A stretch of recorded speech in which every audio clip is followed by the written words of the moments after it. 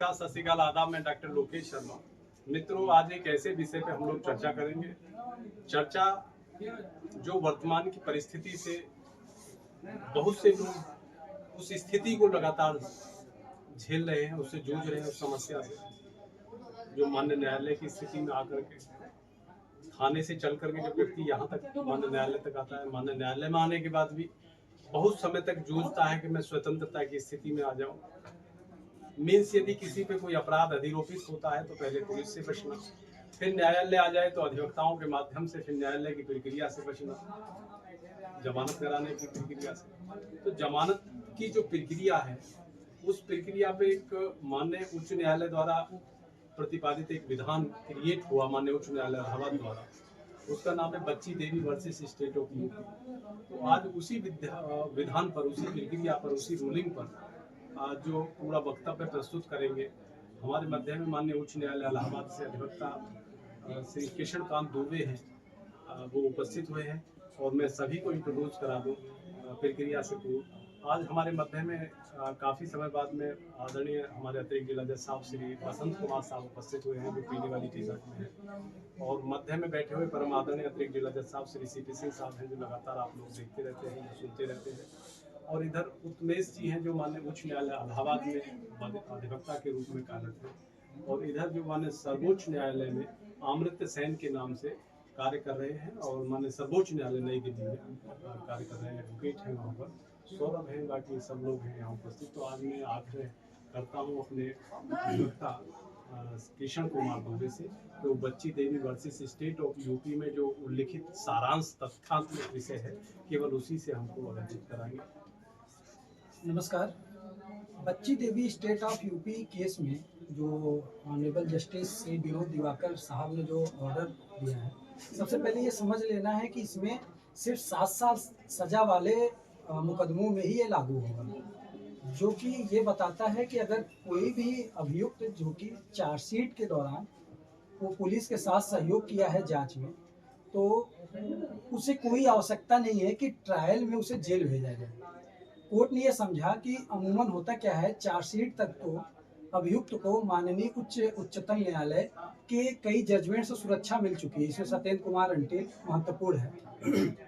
परंतु जब चार्जशीट लगने के बाद संज्ञान लेने के पश्चात जब वो मजिस्ट्रेट के सामने उपस्थित होता था तो उसे जेल में निरोध कर दिया जाता था, जिसके कारण ये समस्या जो माननीय उच्चतम न्यायालय ने सत्येंद्र कुमार अंटिल में दिया था कि 7 साल तक मामलों में किसी को अनावश्यक रूप से जेल में ना भेजा जाए, वो पूर्ण रूप से सही नहीं साबित हो पा रही थी।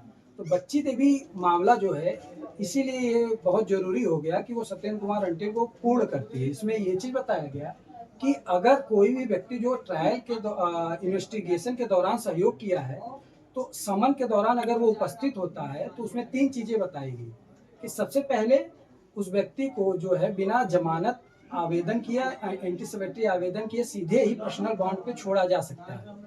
दूसरी बात ये कहा गया इसमें कि बहुत से लोगों की आर्थिक स्थिति कमजोर होती है, उसको देखते हुए माननीय न्यायालय ने यह कहा कि पर्सनल बॉन्ड पे भी उन्हें छोड़ा जाए या एक सिक्योरिटी पे भी छोड़ दिया जाए।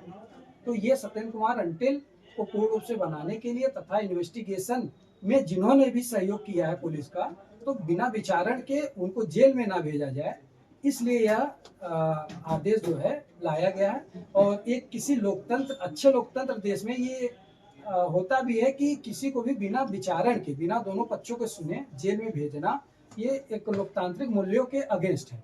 तो इसलिए ये जजमेंट जो है ये आर्टिकल 2022 के तहत और सत्येंद्र कुमार अंटिल को देखते हुए बच्ची देवी का जो है जजमेंट लाया गया। हाँ, इसमें एक महत्वपूर्ण बात यह है कि माननीय उच्च न्यायालय ने यह भी कहा है कि अगर किसी ने चार्जशीट के दौरान माननीय उच्च न्यायालय से नो कोर्सी का एक्शन लिया है, जो कि हम लोग साधारणतः क्रिमिनल रिट में फाइल करते हैं FIR प्रोसेसिंग के लिए, उस दौरान अगर किसी भी अभियुक्त को नो कोर्सी एक्शन मिला है तो उस नो कोर्सी एक्शन को till the submission of trial तक समझा जाएगा। अभी तक ये माना जाता था कि नहीं, चार्जशीट तक ही माना जाएगा, लेकिन उसे जो माननीय जो अधीनस्थ न्यायालय है उनको ये समझना होगा कि ये टिल जो नो कोर्सी को आदेश है वो till the submission of trial तक। धन्यवाद। बहुत बहुत धन्यवाद। अभी आप लोग सुन रहे थे, पूरा विस्तारित रूप से चर्चा किया बच्ची देवी वर्सेस स्टेट ऑफ यूपी पर, और बड़ी सरलतम भाषा में आप लोगों ने समझाने का प्रयास किया। और इसी क्रम में मैं परम आदरणीय सर अतिरिक्त जिला साहब से सीपी सिंह साहब से मैं विनम्र अनुग्रह करता हूँ, वो भी साहब इस पर दृष्टिपात करेंगे जो वर्तमान की स्थिति में उभरा हुआ ये विषय है। धन्यवाद डॉक्टर लोकेश कुमार शर्मा जी और माननीय उच्च न्यायालय से आए हुए विद्वान अधिवक्ता अधिवक्तागण तथा सुप्रीम कोर्ट से उपस्थित हमारे साथी बसंत कुमार जी के सुपुत्र जो वहाँ अधिवक्ता का काम कर रहे हैं।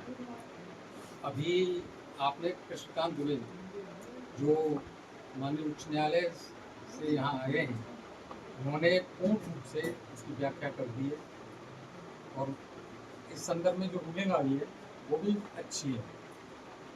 बेल का उद्देश्य हमेशा सुनिश्चित करना होता है ट्रायल के लिए उपस्थिति।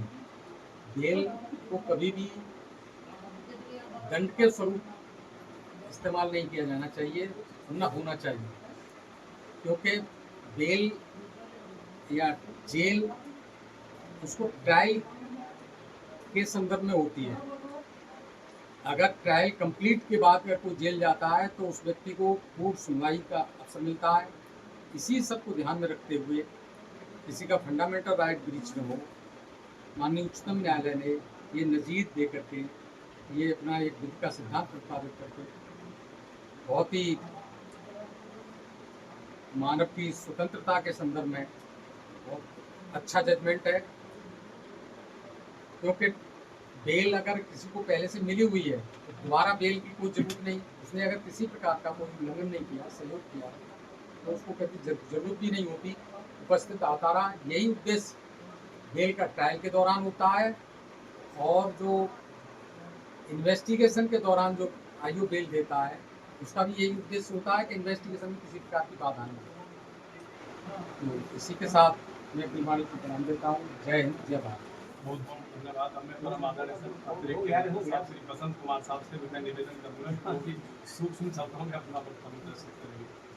जमानत के बारे में ज़्यादा क्या बोला, जमानत के बारे में सभी लोग जानते हैं कि जमानत जो है अपवाद है। जमानत हर किसी मिलनी चाहिए आदमी को। दुनिया के तमाम ऐसे देश हैं कि जहाँ पर गिरफ्तारी नहीं होती। गिरफ्तारी जब होती विचारण के बाद, लेकिन हिंदुस्तान में ये अलग नियम है। हिंदुस्तान में पहले अपराध हो जाता है, तुरंत गिरफ्तारी हो जाती है, लेकिन विदेशों में ऐसा नहीं है।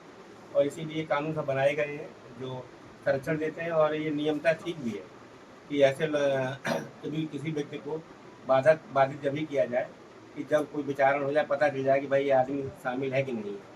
ये अच्छा नियम है और ये बच्ची लाल की जो रूलिंग है ये बहुत अच्छी रूलिंग है और ऐसे ही लोगों को प्रोटेक्ट करती है कि कोई आदमी गलत ढंग से जेल में न जाए। इसी के साथ मैं भी अपनी बारे में काम दूँगा।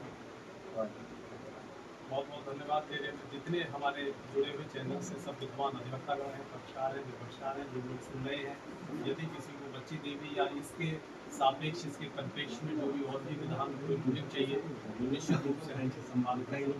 लगातार हम लोग फेसबुक पर हमारा संवाद इन्हीं कामनाओं के साथ करने मुलाकात तब तक लेते हैं। बाहर का